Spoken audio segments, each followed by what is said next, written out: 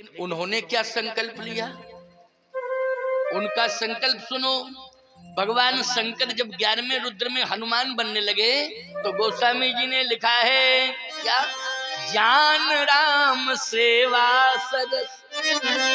फिर सेवा शब्द आया कि नहीं, बोलो भाई, कौन सा शब्द आया है, सेवा। ज्ञान राम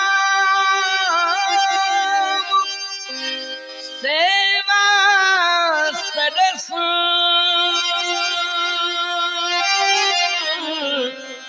समुझ कीन अनुमान, पुरखाते ललिका भय हरते भय हनुमान।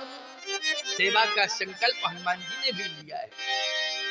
इसलिए मातृशक्ति में सर्वोच्च सम्मान प्राप्त करने वाली जगतोद्धारिणी मोक्षदायिनी श्री जानकी जी ने भी सेवा का संकल्प लिया है, याद रखना।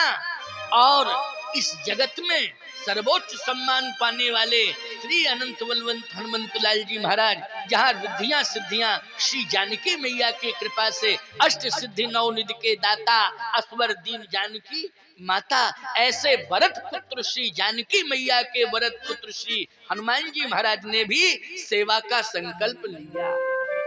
बताओ, इतने महान महान लोग सेवा का संकल्प ले रहे हैं, तो बोलो आज समाज में जो लोग थोड़ा बहुत ज्ञान प्राप्त कर लेते हैं या धन प्राप्त कर लेते हैं, सम्मान प्राप्त कर लेते हैं, वो एक गिलास पानी अपने हाथ से नहीं पीते हैं भर के, एक गिलास पानी भर ले और अपने हाथ से पी ले, समझ गए हो कि नहीं। वो दूसरे से कामना करते हैं कि हमारे पास सब कुछ है, ना हम पानी पिएंगे अपने हाथ से, ना हम कोई काम करेंगे, सब हमारे पास आसपास लोग हैं, सारी व्यवस्था करेंगे। गलत, ये सोच ही गलत है। याद रखना, ये प्रमाद की सोच व्यक्ति को रसातल में ले जाती है, प्रमाद की सोच व्यक्ति को रसातल में ले जाती है, और परिश्रम की सोच व्यक्ति को सुमेर से भी ऊंचा बना देती है। ये परिश्रम करने वाले की सोच। इसलिए प्रमाद मत करो, परिश्रम करो। क्या करो, परिश्रम करो, सुमेर से भी ऊंचे हो जाओगे तुम, सुमेर पर्वत की ऊंचाई भी छोटी पड़ जाएगी। इसलिए रामचरितमानस का ये सम्मेलन, ये संत सम्मेलन केवल मात्र रामायण की चौपाइयां गाने के लिए नहीं है, ये छंद सोरठा गा के सुनाने के लिए नहीं है, ये महामंत्र है, प्रेरणादायी है। तुम्हारे भविष्य को उज्जवल बनाना चाहते हैं ये महामंत्र, और तुम्हारे जीवन को धैर्य बनाना चाहते हैं, और तुम्हारे जीवन को एक इतना बड़ा संबल देना चाहते हैं कि सावधान, एक बार पृथ्वी हिल सकती है। कभी कभी प्रकृति का प्रकोप होता है तो पृथ्वी हिल जाती है। मैं कहता हूँ रामचरितमानस के सिद्धांतों पर अगर मनुष्य चल जाए तो प्रकृति धरती को हिला सकती है, लेकिन जिसने रामायण के सिद्धांत को स्वीकार कर लिया है उसके जीवन को कोई माई का लाल हिला नहीं सकता है, उसकी अचल प्रतिष्ठा समाज में हो जाएगी। ऐसा ये रामचरितमानस का ये महामंत्र का सिद्धांत है और प्रभाव है। इसलिए एक एक चौपाई, छंद, सोरठा, दोहा ये महत्वपूर्ण हैं। इनको अपने जीवन में अपनाओ, इनके अर्थ समझो। संत विद्वान मनीषी जो तुम्हें सूत्र दें, उन सूत्रों के आधार पर तुम आधारित हो जाओ और अपने जीवन को संचालित करो, स्वचालित करो। तो जनकपुर और अवधपुर दोनों की बात में कर रहा था ना, इधर स्वर्ग और लंका, दो की बात में कर रहा था, स्वर्ग और लंका। अच्छा बोलो भाई, लंका में क्या है? बोले लंका में कंचन और कामनी, दो का प्रभाव है लंका में, कंचन और कामनी। अच्छा, स्वर्ग में क्या है? मैं आपसे पूछना चाहता हूँ, स्वर्ग में भी दो का ही प्रभाव ज्यादा दिखाई देता है, वहां अप्सराएं बहुत रहती हैं। बोलो भाई, ये अप्सराएं कहाँ रहती हैं? जल्दी बोलो। स्वर्ग में रहती हैं। जब भी कोई घटना धरती पर घटती है तो लोग यही कहते हैं ये एक अप्सरा अमुक नाम की स्वर्ग से आई। तो स्वर्ग से आई इसका मतलब है अप्सराओं की जितनी सप्लाई है स्वर्ग से होती है। बोलो होती है कि नहीं होती है?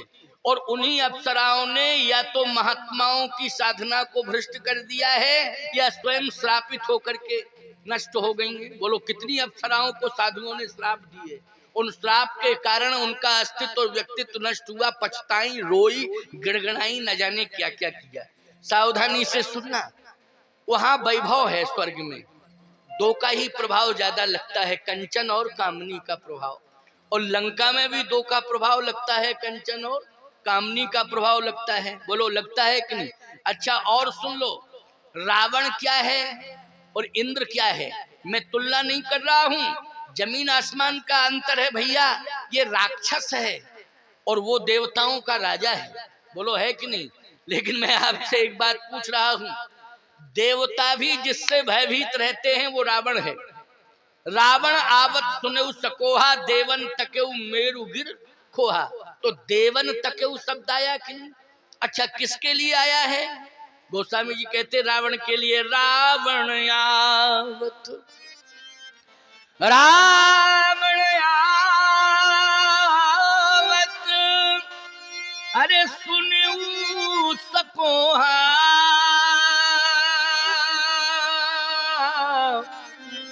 देवन तकेउ मेरु गिर खोहा। इसका मतलब है कि रावण से तो देवता भी भयभीत थे।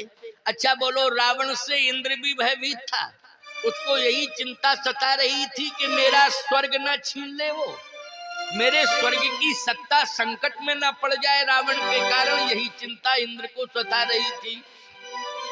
गोस्वामी जी ने रावण के लिए क्या लिखा है आगे सुन लो जरा मेरी बात। क्या गोस्वामी जी कहते हैं, सीता जी का जब हरण कर रहा था रावण, तो उस समय सीता जी ने एक ही बात कही, नीच खल अधमी। बोलो कहा कि नहीं कहा? तो तुलसीदास जी ने भी लिख दिया, सो 10 शीस स्वान की नाई, इत उत चले उचित भड़ आई। सो 10 शीस स्वान, स्वान मानी कुत्ता होता है। रावण को कुत्ता कहा, रावण को अधम कहा, नीच भी कहा। आए गए प्रभु रहु खल ठाड़ा, खल खड़ा हो जा, नीच खड़ा हो जा, अभी मेरे स्वामी आ रहे हैं, प्रभु आ रहे हैं।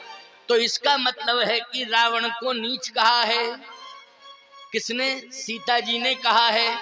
अच्छा इंद्र को भी नीच कहा है, सरस्वती ने कहा। बोलो कहा कि नहीं कहा? बोलो इंद्र को भी नीच कहा। इधर रावण को नीच किसने कहा? जल्दी बोलो। सीता जी ने कहा रावण को नीच, और सरस्वती ने कहा इंद्र को नीच। आप कहोगे महाराज भांग खाते हो क्या? भांग खा के आए हो मंच पर? अरे कौन कहता मैं भांग खाता हूं? मैं तो सही बात कहता हूं, अब इसमें कुछ भी कहो। बोलो भाई। अच्छा जब बुलाया है तो कहना पड़ेगा, और कहना पड़ेगा तो सही बात कहूंगा। आए बाएं साए में बकता नहीं हूँ, फालतू की बात करता नहीं हूँ। मैं तो रामायण की बात सुनाता हूँ, और वो बात सुनाता हूँ कि घर घर में रामायण रखी है, तुम पढ़ लो चौपाई छंद सोरठा। क्यों भाई? यहाँ से जाके सब अपने अपने घर में पढ़ सकते हैं। अब मैं कह दूं ब्रह्म वैवर्त पुराण में लिखा, आप खोजते ब्रह्म वैवर्त पुराण, जब तक खोलोगे तब तक हम पहुंच जाएंगे चित्रकूट। क्यों भाई? बोलो 2 दिन में खोज पाओगे, और फिर प्रमाण पूछोगे, जाने कहां कहां के निकालोगे, तब तक हम चित्रकूट पहुंच जाएंगे। तो सीधी सी बात, रामायण इतनी सटीक है, इतना दिव्य ग्रंथ है, घर घर में रखा है, तुरंत कांड खोलो पढ़ लो, समझ लो। ज्यादा माथा पच्ची की आवश्यकता नहीं। स्पष्ट लिखा है, सरस्वती कह रही है, ऊंच निवास नीच कर तूती,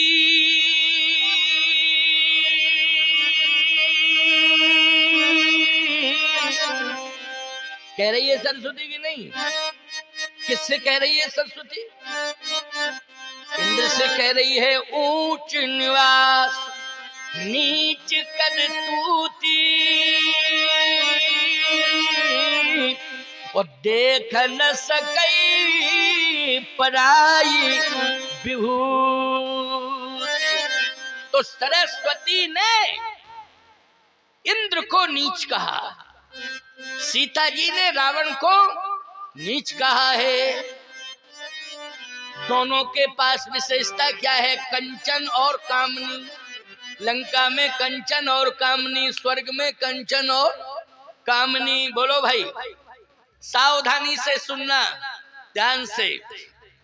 लेकिन प्यारे, ना तो इतना स्वर्ग महिमा मंडित हो पाया जितना अयोध्या धाम और जनकपुर धाम महिमा मंडित हुआ। बोलो भाई, जितना अयोध्या धाम और जनकपुर धाम महिमा मंडित हुआ, स्वर्ग उतना, लंका की तो बात ही छोड़ दो, स्वर्ग इतना महिमा मंडित नहीं हो पाया जितना जनकपुर धाम और अयोध्या धाम है।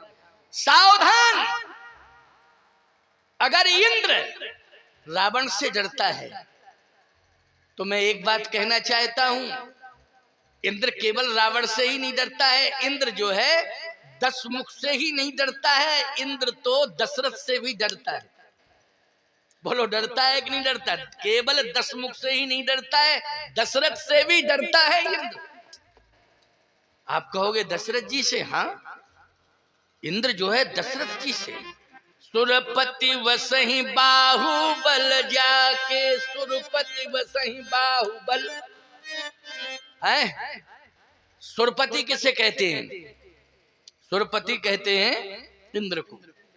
सुरपति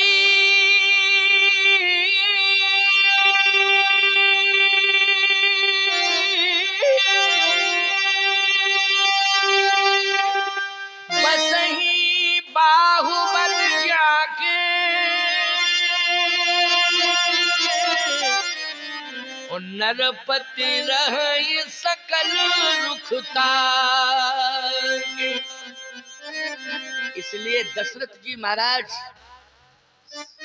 से तो इंद्र भयभीत रहता है।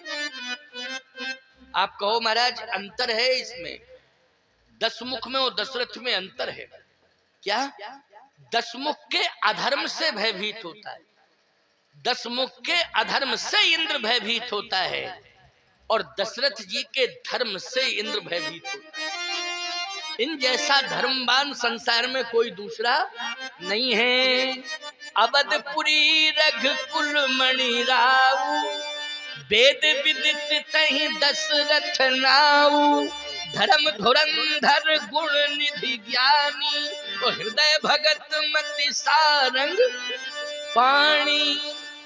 ये वैभव, ये विशेषता, ये यश, ये महाराज श्री दशरथ के जीवन का एक सुंदर वैशिष्ट्य है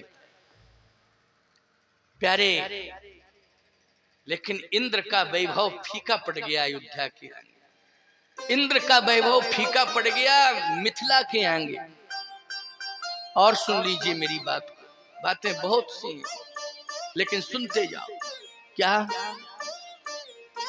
अयोध्या और मिथिला, इन दोनों में खोजा जाए तो जितने ज्यादा से ज्यादा चरित्रवान लोग हैं दोनों तीर्थों में पाए जाते हैं, धामों में। बोलो भैया, सबसे सुंदर, चरित्रवान, भक्त, समर्पित, बोलो रहने वाले वहां के नगर निवासी दोनों तीर्थों में पाए जाते हैं कि नहीं पाए जाते? लेकिन सावधानी से सुनना, अयोध्या में तो थोड़ा सा किंतु परंतु भी लग गया, लेकिन मिथिला में तो आज तक किसी ने गुंजाइश ही नहीं कहीं देखी है, किंतु परंतु लगाने की कोई गुंजाइश नहीं है। आप कहो महाराज कैसी बात? हम बात बिल्कुल ठीक कर रहे हैं, सही कर रहे हैं। मिथिला में तो पुर नर नारी, सुभग सुचि संता, धर्मशील ज्ञानी गुणवंता। धर्मशील ज्ञानी गुणवंता, पुर नर नार सुभग सुचि संता। अच्छा बोलो भैया, जो संपदा नीच ग्रह सोहा उसको भी संत कहा जा रहा है कि नहीं? पुर नर नार सुभग सुचि संता। यहाँ जितने नर नारी हैं वो सभी क्या है? संत हैं। तो बोलो सेवा करने वाला भी संत होता है कि नहीं होता है? उसको भी संत माना गया है। और सुनो, मंथरा अयोध्या में सेवा तो कर रही है लेकिन इसे असंत कहा गया। ये भी सेवा कर रही है। आप कहोगे सेवा कर रही है,